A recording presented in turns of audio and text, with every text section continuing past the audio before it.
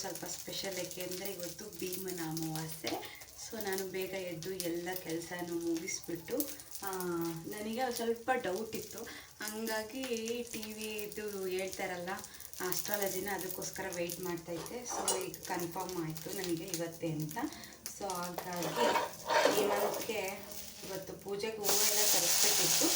So ಅದ್ರ ಜೊತೆ ಸ್ವಲ್ಪ ಎಲ್ಲದನ್ನು ಹೂವು, ಎಲೆ, ಪೂಜೆಗೆ ಏನೇನು ಬೇಕೋ ಐಟಮ್ಸು ಅದನ್ನೆಲ್ಲ ತರೋದಕ್ಕೆ ಕಳಿಸಿದ್ದೀನಿ. ಸೊ ನಾನು ಬೇಗ ಎದ್ದು ಎಲ್ಲ ರೆಡಿ ಮಾಡಿ ಇನ್ನೇನು ಫ್ರೆಶ್ ಅಪ್ ಒಂದು ಆಗಬೇಕು. ಸೊ ಅಷ್ಟರೊಳಗೆ ಈ ಮಂತ್ಗೆ ಲಂಚ್ ಬಾಕ್ಸ್ ರೆಡಿ ಮಾಡಬೇಕಲ್ಲ. ಸೊ ಹಾಗಾಗಿ ದೋಸೆ ಮಾಡ್ತಾ ಇದ್ದೀನಿ. ಸೊ ಬನ್ನಿ ಇವತ್ತಿನ ವ್ಲಾಗ್ ಹೇಗಿರುತ್ತೆ ಏನು ಅನ್ನೋದನ್ನ ನಿಮ್ಮ ಜೊತೆ ಶೇರ್ ಮಾಡ್ಕೊತೀನಿ, ಓಕೆನಾ? ನನ್ನ ವೀಡಿಯೋಸ್ನ ಯಾರೆಲ್ಲ ಸಬ್ಸ್ಕ್ರೈಬ್ ಮಾಡ್ಕೊಳ್ದೆ ನೋಡ್ತಾ ಇರ್ತೀರಾ, ಸೊ ಪ್ಲೀಸ್ ಬೇಗ ಹೋಗಿ ಸಬ್ಸ್ಕ್ರೈಬ್ ಮಾಡಿಕೊಂಡು ನೋಡಿ. ಹಾಗೆಯೇ ನಿಮ್ಮ ಫ್ರೆಂಡ್ಸ್ ಆ್ಯಂಡ್ ಫ್ಯಾಮಿಲಿ ಜೊತೆಗೆ ಶೇರ್ ಮಾಡ್ಕೊಳ್ಳಿ. ನಾನು ಎಲ್ಲ ಕೆಲಸನೂ ಮುಗಿಸಿ ಫ್ರೆಶ್ ಅಪ್ ಆಗೋದ್ರೊಳಗೆ ಹೇಮಂತ್ ಆಲ್ರೆಡಿ ಫ್ರೆಶ್ ಅಪ್ ಆಗಿಬಿಟ್ಟು ಪೂಜೆ ಮಾಡ್ತಾಯಿದ್ರು. ನಮ್ಮ ಮನೇಲಿ ಡೈಲಿ ಪೂಜೆ ಮಾಡೋದು ಫಸ್ಟು ಹೇಮಂತೆ. ಸೊ ಹಾಗಾಗಿ ಅವ್ರು ಬೇಗ ಫ್ರೆಶ್ ಅಪ್ ಆಗಿ ಪೂಜೆ ಮಾಡಿಬಿಡ್ತಾರೆ. ಸೊ ಭೀಮನ ಅಮಾವಾಸ್ಯೆ ಥರ್ಸ್ಡೇ ಅಲ್ವಾ ಇದ್ದಿದ್ದು. ಸೊ ಅವತ್ತು ಹೇಮಂತ್ ಆಫೀಸ್ಗೆ ಹೋಗಬೇಕಿತ್ತು. ಸೊ ಹಾಗಾಗಿ ನಾನು ಬೇಗನೆ ಫ್ರೆಶ್ ಅಪ್ ಆಗಿ ರೆಡಿಯಾಗಿ ಬಂದು ನಾನು ಏನೂ ಮಾತಾಡೋಕ್ಕಾಗಲಿಲ್ಲ ಆನ್ ಕ್ಯಾಮ್ರಾ. ಸೊ ಹಾಗಾಗಿ ಹಾಗೆ ನಾನು ವೀಡಿಯೋನ ಕ್ಯಾಪ್ಚರ್ ಮಾಡ್ಕೊತಾ ಇದ್ದೆ, ಡಬ್ಬಿಂಗ್ ಕೊಟ್ಟರೆ ಆಯಿತು ಅಂತ. ಸೊ ಬೇಗ ಫ್ರೆಶ್ ಅಪ್ ಆಗಿ ಬಂದುಬಿಟ್ಟು ರೆಡಿಯಾಗಿ ಪ್ರಸಾದ ಮಾಡ್ತಾಯಿದ್ದೀನಿ. ಸೊ ಪ್ರಸಾದನ ನಾನು ಆಲ್ರೆಡಿ ಶಾರ್ಟ್ ವೀಡಿಯೋದಲ್ಲಿ ಪೋಸ್ಟ್ ಮಾಡಿದ್ದೀನಿ, ಇಂಟ್ರೆಸ್ಟ್ ಇದ್ದರೆ ನೋಡ್ಬೋದು. ಇದರಲ್ಲೂ ಕೂಡ ಹಾಗೆ ಒಂದು ಬ್ರೀಫಾಗಿ ಎಕ್ಸ್ಪ್ಲೈನ್ ಮಾಡ್ತೀನಿ. ಸೊ ಸೂಜಿ ರವೆ ಅಂತ ಇರುತ್ತಲ್ಲ, ಸೊ ಅದನ್ನು ಹಾಕ್ಬಿಟ್ಟು ನಾನು ಸಜ್ಜಿಗೆ ಮಾಡಿರೋದು. ಸೊ ಅದನ್ನು ಒಂದೆರಡು ಸ್ಪೂನಷ್ಟು ಹಾಕ್ಬಿಟ್ಟು ನೀಟಾಗಿ ಫ್ರೈ ಮಾಡಿಕೊಂಡು ಅದಕ್ಕೆ ತುಪ್ಪ, ಸಕ್ಕರೆ ಮತ್ತು ನೀರು ಇಷ್ಟೇ, ಜಾಸ್ತಿ ಏನೂ ಹಾಕೋಂಗಿಲ್ಲ. ಇಷ್ಟನ್ನು ಹಾಕ್ಬಿಟ್ಟು ನೀಟಾಗಿ ಫ್ರೈ ಮಾಡ್ಕೊಂಡು ಒನ್ ಟೈಮು ಎಷ್ಟು ಕನ್ಸಿಸ್ಟೆನ್ಸಿ ಬೇಕೋ ಅಷ್ಟು ವಾಟರ್ನ ಆ್ಯಡ್ ಮಾಡಿ ಇದ್ರೆ ಮುಗೀತು. ಸೊ ಅದಕ್ಕೆ ಯಾವುದು ಡ್ರೈ ಫ್ರೂಟ್ಸ್ ಬೇಕೋ ಅದನ್ನು ಸ್ವಲ್ಪ ತುಪ್ಪದಲ್ಲಿ ಫ್ರೈ ಮಾಡಿಕೊಂಡು ಡ್ರೈ ಫ್ರೂಟ್ಸ್ನ ಆ್ಯಡ್ ಮಾಡಿದರೆ ಸಜ್ಜಿಗೆ ರೆಡಿ ಆಗಿಬಿಡುತ್ತೆ. ಇದು ಏನು ತುಂಬ ಟೈಮ್ ತಗೊಳ್ಳೋದಿಲ್ಲ, ಒಂದು 2 ಮಿನಿಟ್ಸ್ ಆರ್ 3 ಮಿನಿಟ್ಸ್ ಅಷ್ಟರೊಳಗೆ ಸಜ್ಜಿಗೆ ರೆಡಿ ಆಗಿಬಿಡುತ್ತೆ. ಸೊ ನಾನು ಅದನ್ನು ಫಾಸ್ಟಾಗಿ ಮಾಡಿಕೊಂಡು ಪ್ರಸಾದ ಮಾಡಿ ದೇವರಿಗೆ ನೈವೇದ್ಯ ಮಾಡಿದೆ.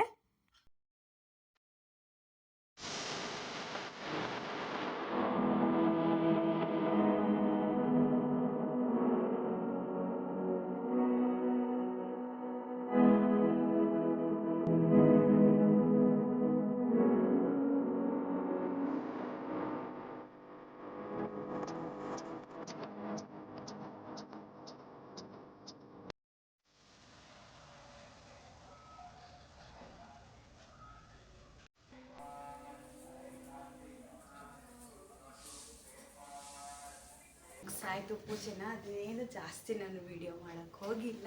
ಅದು ಯಾಕೆಂದರೆ ಸ್ವಲ್ಪ ಪ್ರೈವೇಟಾಗಿದ್ರೇ ಚೆನ್ನಾಗಿ ಅಂತ. ಸೊ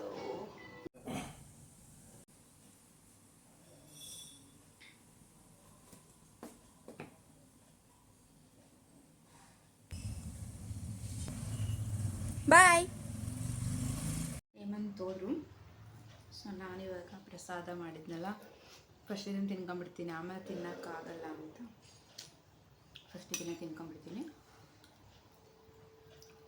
ಇವತ್ತು ಬಟ್ಟೆ ಐರನ್ ಮಾಡೋದಿದೆ, ಆಮೇಲೆ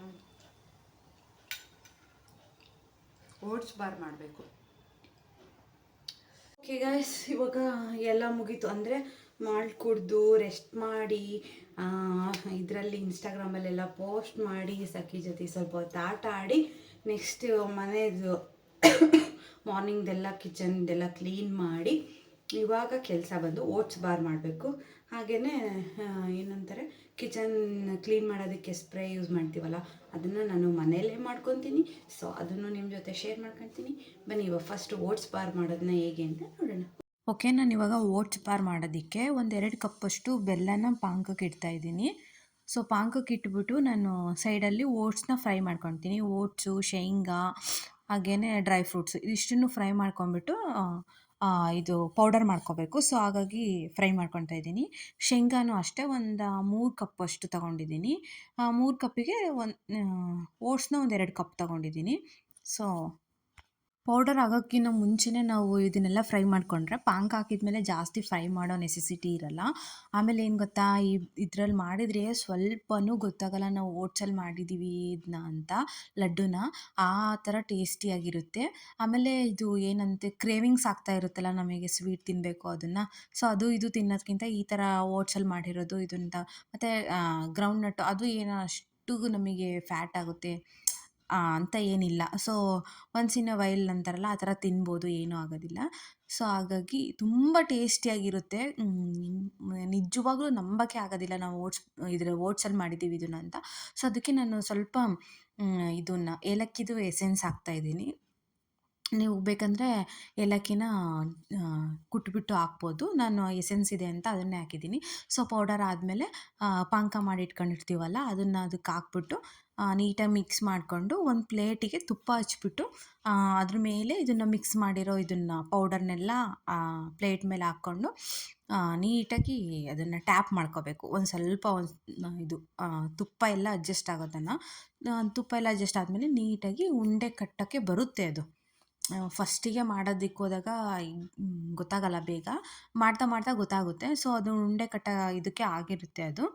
ನೋಡಿ ನಾನು ತೋರಿಸ್ತೀನಿ ಯಾವ ಥರ ಅಂತ.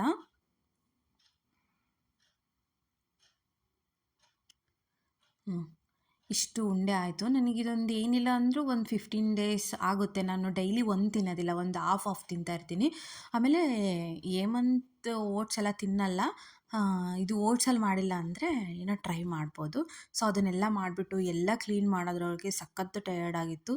ಅದಾದಮೇಲೆ ಇಷ್ಟು ಶರ್ಟ್ಗಳು ಐರನ್ ಮಾಡೋವಿದ್ದು, ಇಷ್ಟನ್ನು ಐರನ್ ಮಾಡೋದ್ರೊಳಗೆ ಆಲ್ಮೋಸ್ಟ್ ಒಂದು 5:30 ಏನೋ ಆಗಿತ್ತು. ಇದಿಷ್ಟನ್ನು ಐರನ್ ಮಾಡಿಬಿಟ್ಟು ಇಟ್ಟರೆ ನನಗೆ ಒನ್ ಮಂತ್ವರೆಗೂ ಏನೂ ಪ್ರಾಬ್ಲಮ್ ಇರಲ್ಲ. ಡೈಲಿ ಒಂದೊಂದು ವೇರ್ ಮಾಡಿಕೊಂಡು ಆರಾಮಾಗಿ ಮೇಂಟೈನ್ ಮಾಡಿಬಿಡ್ತಾರೆ.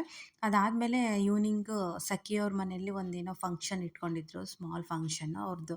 ಅದೇನೋ ಅದು ಅವ್ರದ್ದು ಕಲ್ಚರ್ ಅದು. ಸೊ ಅದನ್ನು ಸೆಲೆಬ್ರೇಟ್ ಮಾಡ್ತೀವಿ ಬನ್ನಿ ಅಂತ ಕರೆದಿದ್ರು. ಹಾಗೆ ನಾನು ಹೋಗಿದ್ದೆ. ನಮ್ಮ ಸಖಿ ಮಾತ್ರ ತುಂಬ ಕ್ಯೂಟಾಗಿ ಕಾಣ್ತಾ ಇದ್ದಾಳಲ್ವಾ.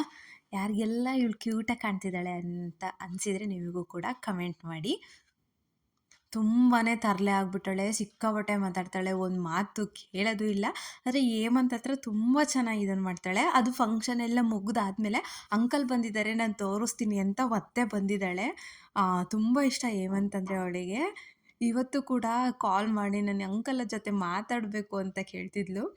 ಸೊ ಅವಳು ತೋರಿಸ್ಬಿಟ್ಟು ಹೋಗಿ ಬರ್ತೀನಿ ಮತ್ತೆ ಅಂತ. ನಾವು ಸ್ವಲ್ಪ ಟೀ ಮಾಡ್ಕೊಂಡು ಕುಡಿಯೋಣ. ಊಟದ ಕಾರ್ಯಕ್ರಮ ನಡೀತಿದೆ. Time already 7:55. ಇಷ್ಟೊತ್ತಿಗೆ ನಾವು ಊಟ ಮಾಡಿರ್ತಿದ್ವಿ, ಅದು ಸ್ವಲ್ಪ ಲೇಟ್ ಆಗ್ಬಿಟ್ಟು. ಊಟ ಮಾಡಿಬಿಟ್ಟು ಸಿಗ್ತೀನಿ ಗಾಯ್ಸ್.